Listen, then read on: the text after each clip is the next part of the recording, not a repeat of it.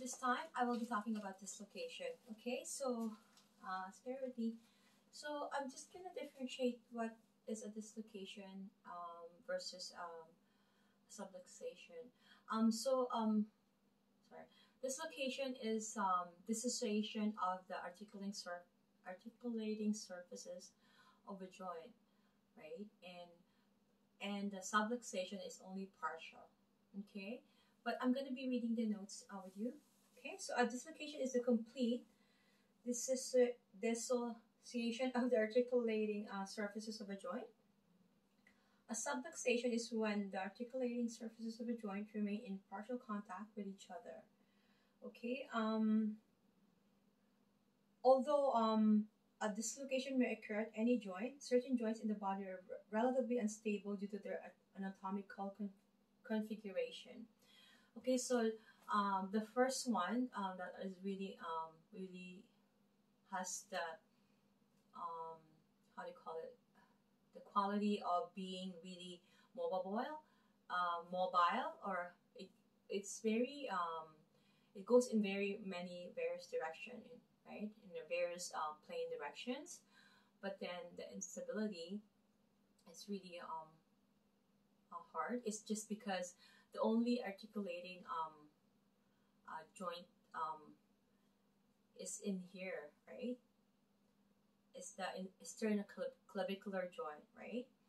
So this is really the only bone connection, and even the arm, right? Um, it's only a little portion of the fossa, the glenoid fossa that's being really touching. It's only a portion, and it's the muscle that moves it, right? So imagine that mobility. That's why it was, even the hip has a lot of plane of planes of motions that occurs, right? It's just because of the way it's designed, or God made it that way. Okay, and the other three ones next to the GH joint will be the acromioclavicular joint and the metacarpals, and then the interphalangeal. Okay. Okay. I'm gonna talk about some complications. So let's see if a dislocation happens. All the ligaments, all the articulating surfaces will be disrupted. Because everything is discontinued, whether if it's a partial or complete, right? So what's going to happen is complication may also occur, such as nerve and vascular damage and fracture, including osteochondral fracture. Sorry. In a subluxation, the joint capsule is stretched. Some subluxation results with a joint sprain. Okay, and the cause of a dislocation is a trauma-related sudden twist, or wrench of the joint beyond its normal range of motion. Okay, so it could be direct trauma, or it could be indirect trauma. It could also be like indirect blow. Okay, let me give you two examples of a type of dislocation. I'm gonna pick anterior dislocation because the most common dislocation in the GH joint, and the GH joint, the glenohumeral joint, is the most common joint to be dislocated anyways. So having said that, anterior dislocation is more prone than posterior dislocation. Okay, so let's think of a scenario. Okay, so if it's being abducted, externally rotated, right? That's the positioning of the how do you call it? Of externally rotated and abducted, right? And then the blow is in the posterior side, right? So let's say you get hit by a ball, that will create a force that will put you into an anterior dislocation or subluxation. Okay, and another scenario could be that your hand, is like overstretched, and you're into hyperextension, right? That could be a cause, but that's in a closed chain this time scenario. So that will really most likely, because there's a lot of um, little interphalangeals here, right? And this is most prone to dislocation or subluxation as well, right? So it's going to be really painful. Okay, so I am going to my notes now, and I'm going to start with sorry, with the contraindications. Okay, and then they also have like a testing, and it has to be there's not a protocol that you need to follow, and it's going to be interesting. So for contraindications in the acute and subacute stages, testing other than pain-free range of motion is contraindicated to prevent further tissue damage. Common. I have said this before. Avoid removing the protective muscle splitting of acute and early subacute dislocation. I have said this in many of the videos that I did in a couple of days. We're not going to take the muscles guarding. This circulation techniques are contraindicated in the acute and early subacute stages to avoid increasing congestion through the injured site. Again, we're not doing any distal site to promote congestion.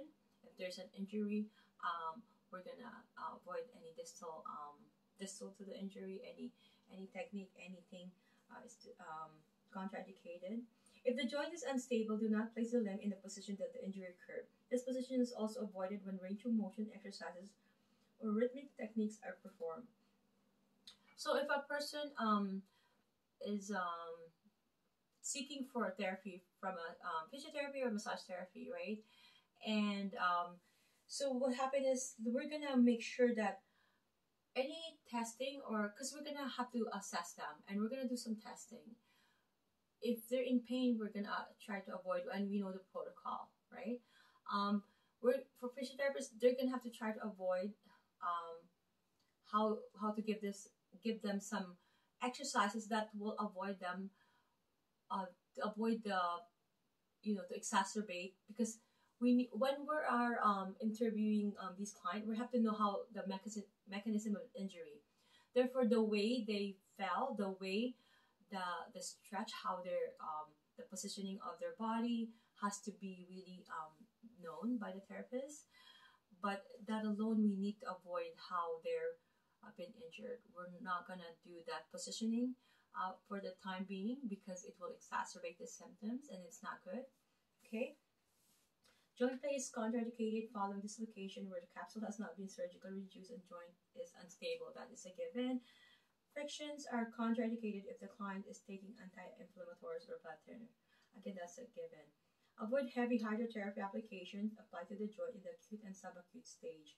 And again, that's given. We're not going to do any heavy hydrotherapy applications.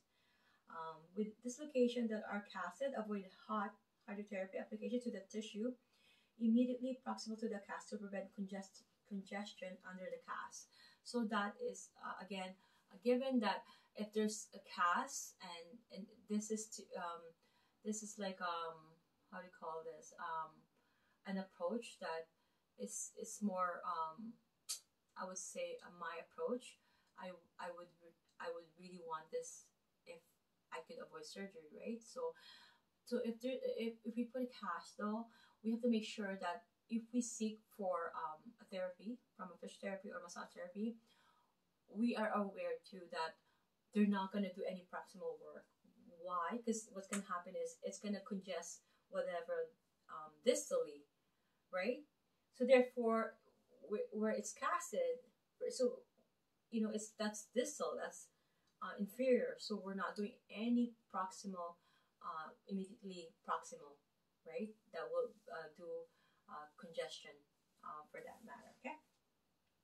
Remedial exercise in the acute stage of a dislocation is contraindicated. Like I said, they're going to be in pain, so we're not doing any of remedial exercises for physiotherapy or for the personal trainer. Okay.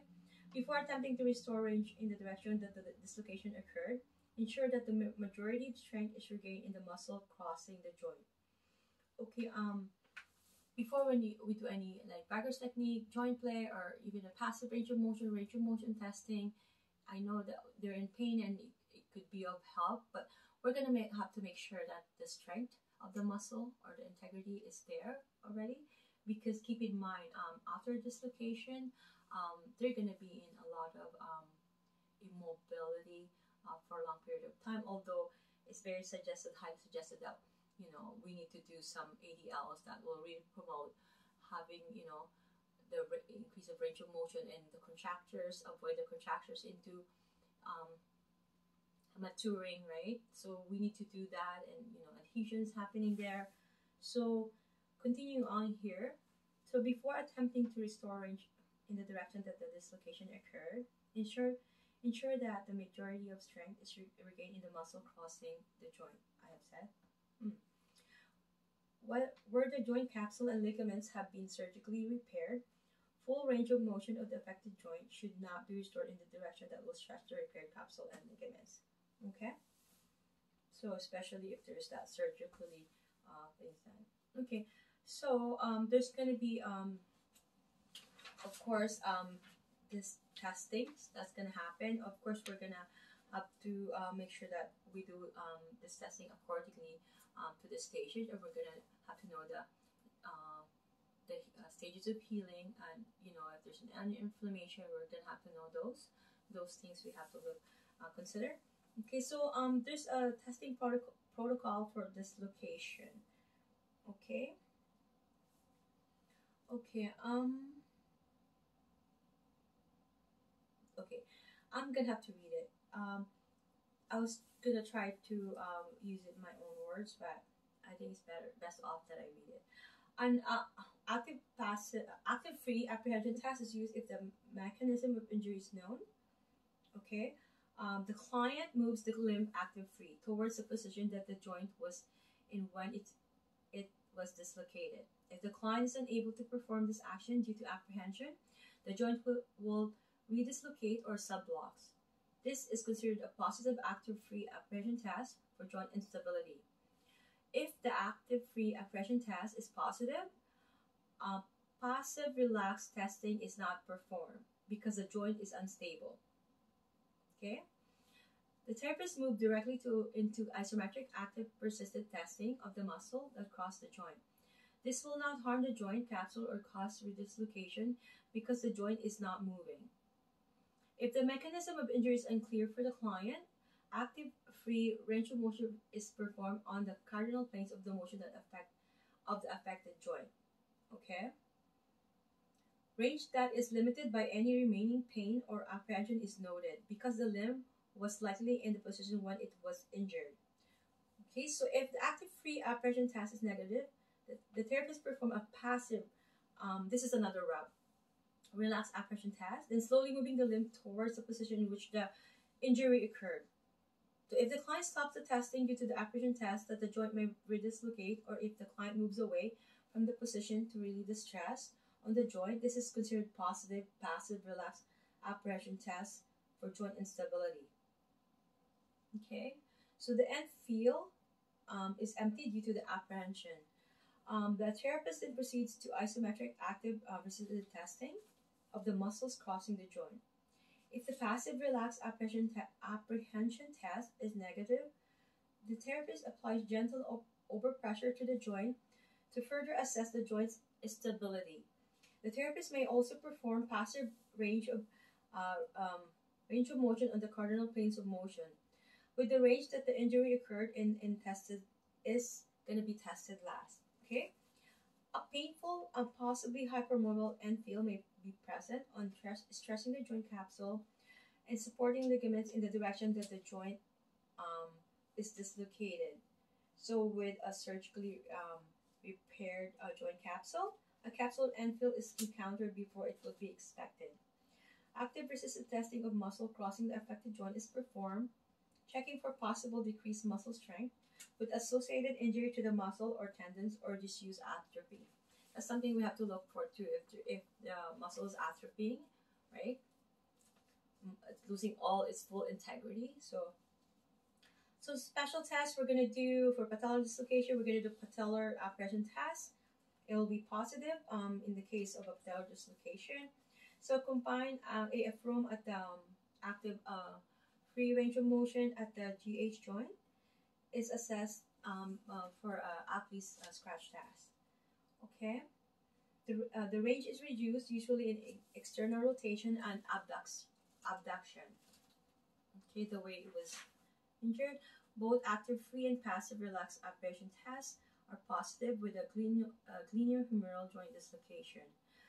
Ligamentous tests, stress tests, are used to assess if a specific portion of any stable joint capsule or its supporting ligaments have been injured.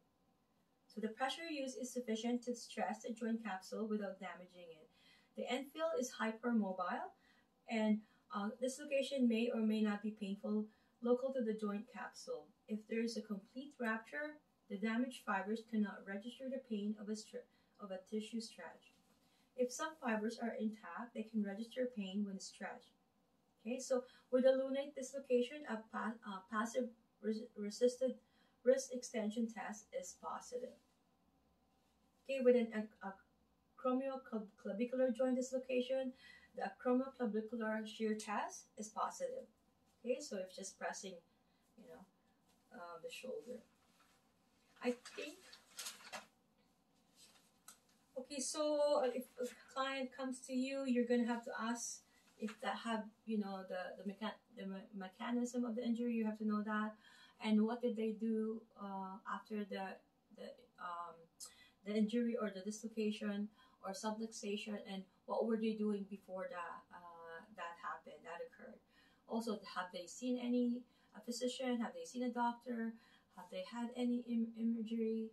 Is there any swelling that occurred? Are they taking any medication? Those are the things that we need to ask them. Okay? So I'm not sure if I have missed anything else. Oh, okay. I'm gonna have to talk quickly about the medical treatment, right? Because one of the things that medical treatment is just tractioning the bones that comprise the joint to bring the articulating surfaces back into normal contact. So we're gonna make sure that the way before the dislocation happens, the way they're being contacted or they contact each other, like the bone to bone, we're gonna put them in the same normal place, right? This procedure is called joint reduction. So let's say for dislocation, everything is stretched, all ligaments, everything is wrapped, right? So the earlier the joint is reduced after the injury, the easier the procedure will be. If protective muscle spasm has set in, an injection of a muscle relaxant or an anesthetic is used before the joint is reduced. Okay, keep in mind that protective muscle spasm that's happening, the muscle guarding, we cannot try to avoid that, right?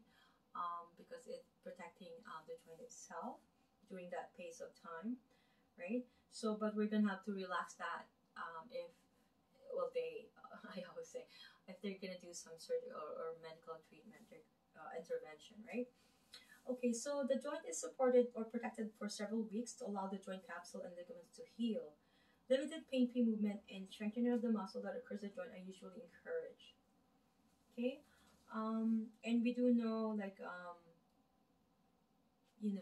for the stages, if it's acute, there's always similarity to it, and the only differences will be is like the mechanism of the injury and all that. But the stages of healing usually within the same week, within the same, and it's giving several symptoms depending on case to case or condition to condition. Okay, so I will be talking about fractures, I believe, and then I will have to proceed to systemic before circulatory. Systemic first and then circulatory. And then nerves will be the last. Okay, so fracture will be the next.